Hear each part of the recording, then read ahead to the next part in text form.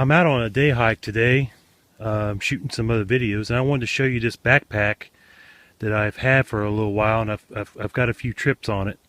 It's called the M60 Czechoslovakian Rucksack, or Czech Rucksack. Okay, pretty neat military surplus pack. I got my cup here attached that I'm going to be using.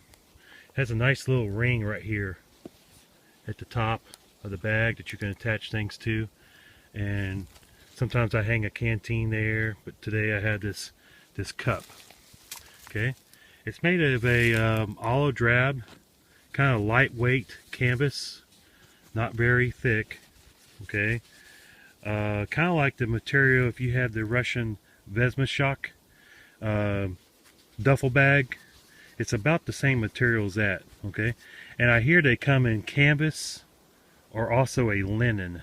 Okay, I don't know. I'm assuming this is the canvas. I would think linen would be even thinner than this. Okay, it's got these two nice outer pockets. It's pretty neat. They latch just like this. You run the strap through the buckle. Okay, and they hold quite a bit of stuff. I've got all my stuff I'm going to be cooking today in here. All right, and there's one thing I wanted to show you here that I found when I got my pack. This was in it. Okay, this will focus. Let me set the camera down.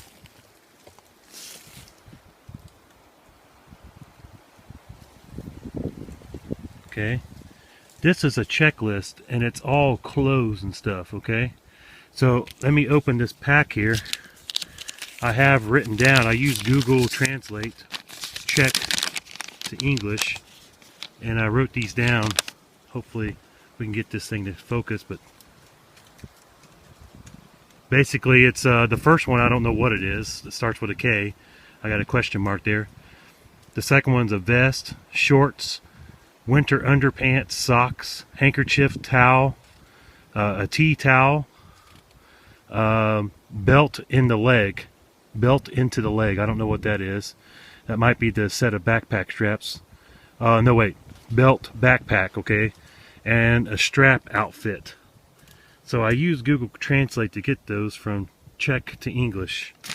And it came in this little plastic bag here, so I just kind of fold it up here and keep it together. I think that's really interesting that the soldier's checklist was left in this pocket right here. Okay, it's pretty cool.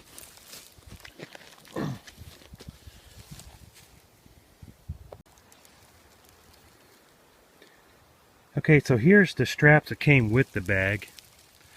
Okay, it's kind of a Y strap setup. Okay, and I'll explain. This part's leather, which was against the soldier's back, and it went down and has this clip. And the soldier would have had an equipment belt on that this would have hooked to the back, okay, to help hold the equipment belt up. Okay, and then these two clips here, metal clip things, would have hooked into the loops that are onto the top of the bag, which I'll show you in just a minute. And this was the shoulder strap, no padding, just a webbing. Okay, and it must have been very uncomfortable. This part would have hooked back to the bag, would have went backwards like this and hooked to the bottom of the bag, and then this would have went to the equipment belt again on the front of the soldier. And you got the same setup on this side. That side to the bottom of the bag, and this down to the front of the equipment bag. Okay. What's really cool about this is under the leather strap part there is a stamping. I'll see if I can get this on film. 29th week of 1951, okay? Or 54. 29th week of 54, I'm sorry. With the two crossed swords, which is the military marking for the Czechoslovakian army, okay? Pretty cool stuff. Okay, so I found that the original straps were too small for me and too uncomfortable, so I ordered a pair of these Rothko Alice Pack remake straps, okay? And they went on here very, very easy. I did a lark's head down here on this bottom. At the bottom of the bag there's a loop, or like a little metal attachment point. See there, like a D-ring, that's what I'm trying to say. There's like a D-ring. I did a lark's head here, then took the strap and attached it here at this other loop, right where the original straps would have hooked up. Okay, and so they're okay straps. I had trouble with them the very first time I used them. These quick release buttons here, where you snap it to drop your pack really quick, they kept coming unsnapped on me, and the strap was falling off on one side. So, you know, I'm never going to use this function on either one of these. So what I did is I took some sandpaper and kind of scratched the button up a little bit, and I JB welded it on there, so it will not come off ever again. Okay, so that was the only problems I had with these remakes. They were only like 12 bucks or 11 bucks or something shipped off eBay, if I remember right. And they're good enough for this bag. This bag is not made to really carry a lot of weight. It's a really thin cloth bag. It's more of a rucksack. Okay, so if you get a pair of these Rothko straps and you have problems with the snaps, just do that. Just glue them shut. You know, I didn't need to drop my pack quick to hit the deck like they do in the military. Okay, so I've repositioned to a spot that's got a little more sun out here. I showed you these two pockets. This one, the main one, is got this buckle right here. Okay, right in the middle. It has a buckle and a loop, I guess, where you could attach something else or put your extra tail from your strap through there to keep it from flopping around too much. And it just simply opens, and it's got a drawstring closure. Okay, got it tied up here. It's a 2-pocket setup here. You can see it's got a divider. What I did was I took a piece of cardboard and cut it out and put it in there because there actually is no support back here at all to keep stuff from poking in the back. So that was the first thing I did, was cut a piece of cardboard and put it into this back pocket. Okay, I still can slip some stuff in there, like I got my Bible in there and my fold-up stove and stuff that lays flat. And then inside you get a nice, see if I can get this, I'm trying to freehand this with no tripod.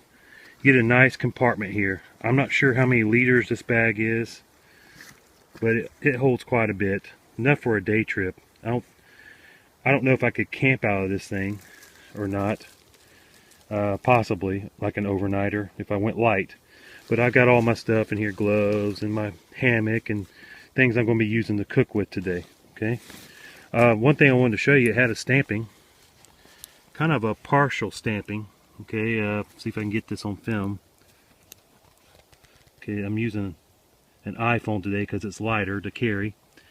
You can see part of the cross swords stamping there and a 7. Okay, and then over here is a larger stamp. See if I can get that. It's a 7 and a 2. So if you put the two together, see, it's a partial stamp. I believe by looking at these two stamps that this bag was made in 1972. That's just by me studying this stamping very hard with a magnifying glass, trying to figure out. But it was definitely made in the 70s, but I think it was a 72. Okay, so that's pretty cool. Alright, so all in all, it's a good bag, especially for day trips. It's bushcrafty looking, you know, it kind of looks cool. It's not made for carrying large loads, but it's, you know, it's good for what it is, you know. It's different than anybody else carries in my group, so it's kind of cool. Just in case you're asking, on the bottom, you can see where I have my Alice pack straps attached. And there's also these little loops here that are sewn that you could pass something through. So if you wanted to tie something to the bottom of it, like a small bedroll, like a pad or something, or tarp, you could probably do that as long as it wasn't too heavy, because this is just like a sewn loop right there. You could pass something through there and then tie it to this one, so you could attach something there. So anyways, that's my thoughts on the Czechoslovakian M60 rucksack. I think it's cool. It's not something that you'd want to go on the Appalachian Trail with, but it's cool for day trips around the woods and stuff, and it's different looking. It's kind of you get people asking questions about it. So anyways, thanks for watching. Have a great day.